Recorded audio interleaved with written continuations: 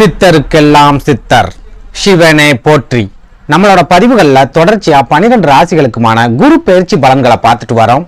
அதோட தொடர்ச்சியா நம்மளோட இந்த பதிவுல ராசி கட்டத்துல 4வது ராசியா இருக்கக்கூடிய நீர் ராசியான கடக ராசிக்கு இந்த மே மாதம் நடக்க இருக்கிற குரு பெயர்ச்சி என்ன மாதிரியான பலன்களை கொடுக்கும், என்ன மாதிரியான யோகங்களை கொடுக்கும் அப்படிங்கறத பத்தி கொஞ்சம் சுருக்கமா பார்க்க போறோம். அதனால கடகராசி அன்பர்கள் இந்த வீடியோவை கொஞ்சம் கூட ஸ்கிப் பண்ணாம கடைசி வரைக்கும் முழுமையா பாருங்க. அதுக்கு முன்னாடி நம்ம சேனலை நீங்க இப்பதான் முறையா பாக்குறீங்க அப்படின்னா தயவு செஞ்சு சப்ஸ்கிரைப் பண்ணிக்கோங்க. வீடியோ பிடிச்சிருந்தா மறக்காம அந்த லைக் பட்டனையும் தட்டி விட்டுருங்க.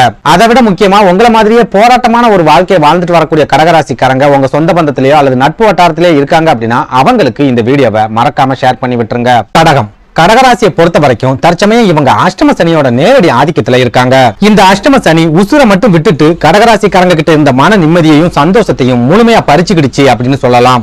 அதாவது கடந்த 7-8 வருஷங்களை எடுத்துக்கிட்டோம் அப்படின்னா கடகராசிக்காரங்க தங்களோட வாழ்க்கையில நிறைய நெருக்கடிகளையும் தொடர்ச்சியான ஏமாற்றங்களையும் மட்டும்தான் சந்திச்சுட்டு வந்திருக்காங்க. போதாக்குறைக்கு தற்சமயம் நடப்புல இருக்கிற அஷ்டம சனி உடல் ஆரோக்கிய பாதிப்புகளை ஏற்படுத்தி குடும்ப வாழ்க்கையிலையும் பிரச்சனைகளை உண்டு பண்ணி கடகராசிக்காரங்க கிட்ட இருந்த கொஞ்ச நஞ்ச மன நிம்மதியையும் முழுமையா பறிச்சுட்டு போயிடுச்சு அப்படின்னு சொல்லலாம். இதுல இன்னும் கொடுமையான விஷயம் என்ன அப்படின்னா கடகராசிக்காரங்க ஏற்கனவே நெருக்கடியான போராட்டமான ஒரு வாழ்க்கையை தான் வாழ்ந்துட்டு வராங்க. போதாக்குறைக்கு இந்த 2024வது வருஷம் எப்ப பிறந்துச்சோ அப்பவே கடகராசிக்காரங்க இதுவரைக்கும் சந்திச்சுட்டு வரக்கூடிய நெருக்கடிகளும் போராட்டங்களும் 2 மடங்கு அதிகரிக்க ஆரம்பிச்சிருச்சு.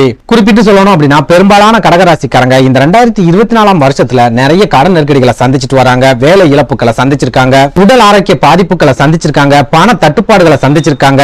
ஒரு சில கடகராசிக்காரங்க தொழில வீழ்ச்சியை சந்திச்சு திவாலாக கூடிய நிலைமையில கூட இருக்கு அப்படின்னு சொல்லலாம். நம்ம ரொம்ப முக்கியமா பார்க்க வேண்டியது கடகராசிக்காரங்களை பொறுத்த வரைக்கும் ஊதாரித்தனமா செலவுகளை செய்ய மாட்டாங்க, ரொம்ப சிக்கனமா தான் செலவுகளை செய்வாங்க. அப்புறம் எதனால இவங்களுக்கு கடன் நெருக்கடிகள் ஏற்படுது, பண தட்டுப்பாடு ஏற்படுது அப்படின்னு பார்க்கும்போது பெரும்பாலான கடகராசிக்காரங்க யாரையாவது நம்பி பணத்தை கொடுத்து ஏமாந்து போயிருப்பாங்க. குறிப்பிட்டு சொல்லணும் அப்படின்னா இது அஷ்டம சனி காலம் அப்படிங்கறதால இவங்க யாரையெல்லாம் முழுமையா நம்புறாங்களோ அவங்க தான் இவங்களை ஆளா ஏமாத்திட்டு போவாங்க. அப்படி பார்க்கும்போது கடகராசிக்காரங்க ஒண்ணு சொந்த பந்தங்கள் கிட்ட பணத்தை கொடுத்து ஏமாந்திருப்பாங்க, அப்படி இல்லைன்னா நண்பர்கள் கிட்ட பணத்தை கொடுத்து ஏமாந்திருப்பாங்க, அதுவும் இல்லைன்னா சிட் ஃபண்ட்ஸ் மாதிரியான விஷயங்கள்ல பணத்தை முதலீடு பண்ணி அது மூலமா ஏமாந்து போயிருப்பாங்க. நிலங்கள் வாங்குறதுல ஏமாந்து போயிருப்பாங்க, வாகனங்களை வாங்குறதுல கூட நிறைய ஏமாற்றங்களை இவங்க தொடர்ச்சியா சந்திச்சிருப்பாங்க.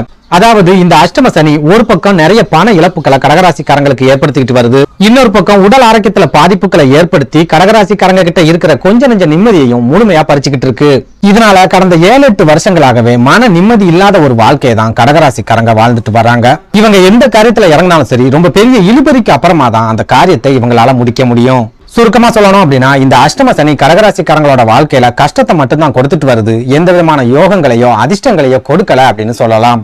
இதுல நம்ம முக்கியமா பார்க்க வேண்டியது ஒரு ராசி அஷ்டம சனியோட ஆதிக்கத்துல இருந்தாலும் சரி அல்லது ஜென்ம சனியோட ஆதிக்கத்துல இருந்தாலும் சரி, அப்படி இல்லாம விரயச்சனியோட ஆதிக்கத்திலேயே இருந்தாலும் சரி, அந்த ராசிக்கு ஏதாவது ஒரு சுப கிரகத்தோட பார்வை கிடைக்குது அப்படின்னா அந்த ராசிக்காரங்க ரொம்ப சுலபமா எந்திரிச்சு மேல வந்துருவாங்க.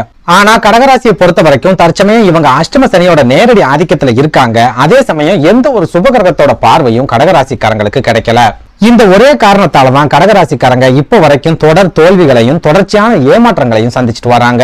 இப்படி ஒரு நெருக்கடியான சூழல்ல வரப்போற மே மாதம் நடக்க இருக்கிற குரு பயிற்சியாவது கடகராசிக்காரங்களோட வாழ்க்கையில ஏதாவது மாற்றங்களை ஏற்படுத்துமா, ஏதாவது முன்னேற்றங்களை கொடுக்குமா அப்படிங்கறத பத்தி பார்க்கலாம்.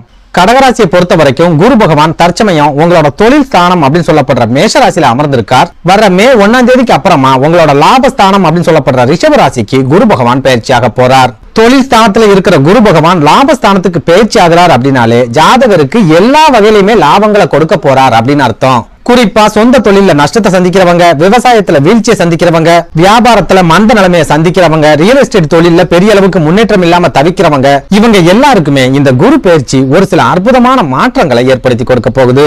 அதுக்காக குரு பகவான் லாபஸ்தானத்துல வந்துட்டாரு அதனால பணமழையா கொட்ட போகுதா அப்படின்னு கேட்டா கண்டிப்பா அந்த மாதிரி பணமழை அப்படிங்கிறது உங்களுக்கு கிடைக்காது. அதே நேரம் நீங்க செய்யக்கூடிய தொழில்ல நேர்மையான வருமானம் லாபம் அப்படிங்கிறது உங்களுக்கு கண்டிப்பா கிடைக்கும். இன்னும் உங்களுக்கு புரியுற மாதிரி சொல்லணும் அப்படின்னா நீங்க ஒரு நேர்மையான தொழில லாபத்தை அதிகமா எதிர்பார்க்காம நேர்மையோட செய்யறீங்க அப்படின்னா கண்டிப்பா அந்த தொழில ரொம்ப பெரிய அளவுல உச்சபட்ச யோகம் அப்படிங்கிறது இந்த குரு பயிற்சிக்கு அப்புறமா உங்களுக்கு கிடைக்கும். இதனால இழுத்து மூடக்கூடிய நிலைமையில இருக்கிற தொழில்கள்ல கூட இந்த குரு பயிற்சிக்கு அப்புறமா சிறப்பான முன்னேற்றத்தை எதிர்பார்க்கலாம். கைகள்ல பணமே இல்லாம தொடர்ச்சியா பண நெருக்கடியை நீங்க சந்திச்சுட்டு வந்தீங்க அப்படின்னாலும் இந்த குரு பயிற்சிக்கு அப்புறமா உங்க கைகள்ல பண புழக்கம் அப்படிங்கிறது 2 மடங்கு அதிகரிக்கும். அதே நேரம் தொழில் ஸ்தானத்துல இருந்து குரு பகவான் லாபஸ்தானத்துக்கு பயிற்சியாகி போன காரணத்தால அஷ்டம சனியோட நேரடி பார்வை தொழில் ஸ்தானத்துல ரொம்ப ஸ்ட்ராங்கா பதியுது.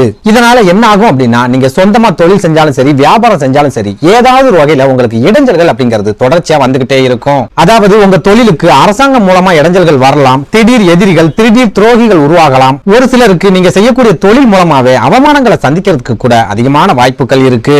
இதனால கடகராசிக்காரங்க நேர்மையான தொழில தான் செய்யறீங்க, நேர்மையான வழியில தான் அதை செய்யறீங்க அப்படின்னா இந்த குரு பயிற்சிக்கு அப்புறமா துணிச்சலா அந்த தொழிலை நீங்க தொடர்ந்து செய்யலாம். ஆனா நேர்மைக்கு புறம்பான தொழில்கள் எதையாவது நீங்க செய்யறீங்க அப்படின்னா கண்டிப்பா இந்த குரு பயிற்சிக்கு அப்புறமா அந்த தொழில்ல ஒரு சில அவமானங்கள் அப்படிங்கிறது உங்களுக்கு ஏற்படும். அடுத்ததா லாபஸ்தானத்துக்கு பயிற்சி ஆகக்கூடிய குரு பகவானோட நேரடி பார்வை உங்க ராசிக்கு 3வது வீடான தைரியஸ்தானம் அப்படின்னு சொல்லப்படுற கன்னிராசியில பதிகிற காரணத்தால உங்களோட தம்பி தங்கைகள் மூலமா ஒரு சில உதவிகள் அப்படிங்கிறது இந்த குரு பயிற்சிக்கு அப்புறமா உங்களுக்கு கிடைக்க போகுது. குறிப்பா நீங்க வெளிநாட்டு வேலைகளுக்கு முயற்சி செய்யறீங்க அப்படின்னா உங்க கூட பிறந்தவங்க மூலமா ஏதாவது உதவிகள் கிடைக்கும். அரசு வேலையா இருந்தாலும் சரி அல்லது அரசு வேலை சம்பந்தமான படிப்புகளா இருந்தாலும் சரி உங்க கூட பிறந்தவங்க ஏதாவது ஒரு வகையில உங்களுக்கு உதவிகரமா இருப்பாங்க. அதே போல நீங்க சகோதர சகோதரிகள் கூட ஏதாவது மன வருத்தத்துல இருக்கீங்க அப்படின்னாலும் இந்த குரு பயிற்சி அந்த மாதிரியான மன வருத்தத்தையும் மன அழுத்தங்களையும் முழுமையா தீர்க்கும். குறிப்பிட்டு சொல்லணும் அப்படின்னா சகோதரர்களுக்கும் உங்களுக்கும் இடையேயான பாசம் 2 மடங்கு அதிகரிக்கக்கூடிய காலகட்டமா இந்த குரு பயிற்சி காலகட்டம் இருக்க போகுது.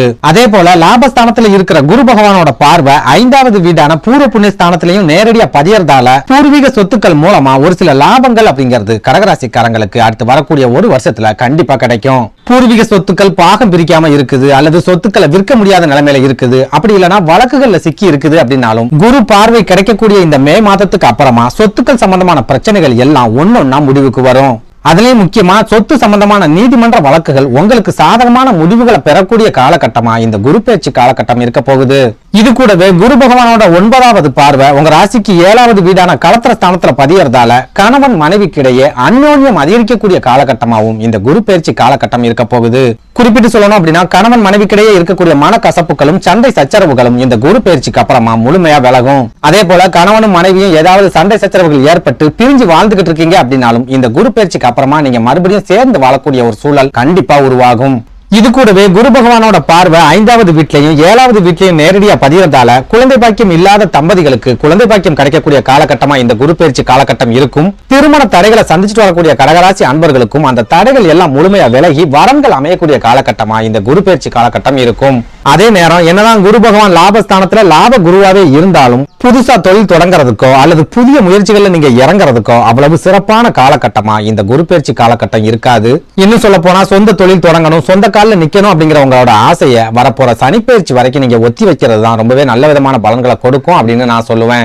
ஏன்னா தற்சமயத்துல அஷ்டம ஸ்தானத்துல இருக்கிற சனி பகவானோட நேரடி பார்வை உங்களோட தொழில் ஸ்தானத்துல பதியறதால தொழில் ரீதியா ஏதாவது ஒரு வகையில நெருக்கடிகள் அப்படிங்கிறது இருந்துகிட்டே தான் இருக்கும். அதுவே நீங்க புதுசா தொழில் தொடங்குறீங்க அப்படின்னா கண்டிப்பா பெரிய அளவிலான வீழ்ச்சிகளை நீங்க சந்திக்கக்கூடிய காலகட்டமாகவும் இந்த குரு பயிற்சி காலகட்டம் இருக்கும்.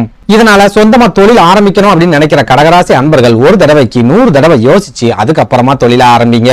அதே சமயம் நீங்க கடகராசியில பிறந்த பெண்களா இருக்கீங்க அப்படின்னா இந்த குரு பயிற்சி முழுக்க முழுக்க உங்களுக்கு சாதகமான நல்ல பலன்களை மட்டும் தான் கொண்டு வந்து சேர்க்கும். குறிப்பிட்டு சொல்லணும் அப்படின்னா உங்க குடும்ப வாழ்க்கையில இருந்துட்டு வரக்கூடிய சிக்கல்கள் எல்லாமே இந்த குரு பயிற்சிக்கு அப்புறமா படிப்படியா விலகும். குழந்தை பாக்கியம் இல்லாம தவிக்கிற கடகராசி பெண்களுக்கும் குழந்தை பாக்கியம் கிடைக்கக்கூடிய காலகட்டமா இந்த குரு பயிற்சி காலகட்டம் இருக்கும். நன்றி, வணக்கம்.